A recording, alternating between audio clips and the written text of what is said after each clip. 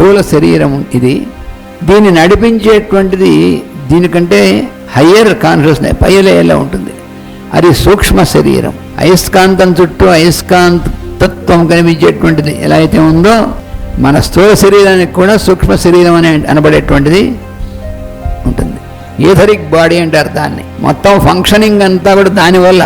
అది లేకపోతే ఇది ఫంక్షన్ చేసేదేమి ఉండదు. ఈ ఈథరిక్ బాడీకి దీనికి కనెక్షన్స్ నట్స్ బిగించి ఉంటాయి. ఎప్పుడైనా నట్స్ లూజ్ అయ్యాయనుకోండి ఈ బాడీ ఏమవుతుంది, పనిచేయదు ఆ పార్ట్.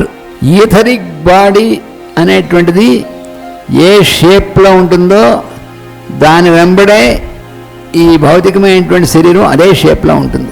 భౌతికమైనటువంటి శరీరానికి ఎక్కడ ఏది ఎలా జరగాలనేటువంటిది అంతా కూడా ఆ ఈథరిక్ బాడీలో ఉంటుంది. ఏదైనా ఎక్కువ తక్కువలు ఇవన్నీ కూడా ఉంటాయి, దానిలో ఉంటాయి. అక్కడ అడ్జస్ట్ అవుతుంది, ఇక్కడ అడ్జస్ట్ అవుతుంది. అక్కడ అడ్జస్ట్ అవ్వకుండా దీన్ని కృత్రిమంగా అడ్జస్ట్ చేసినా ఏం ఉపయోగం లేదు. ఎక్కడ భౌతిక శరీరం మీద ఏ రకమైనటువంటి తేడా వచ్చినా అది మళ్ళీ దాన్ని సరవ్వాలంటే సూక్ష్మ శరీరంలో సరవ్వాలి.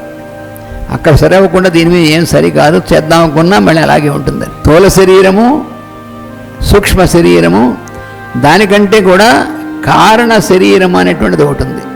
దాని కాజల్ బాడీ అంటారు.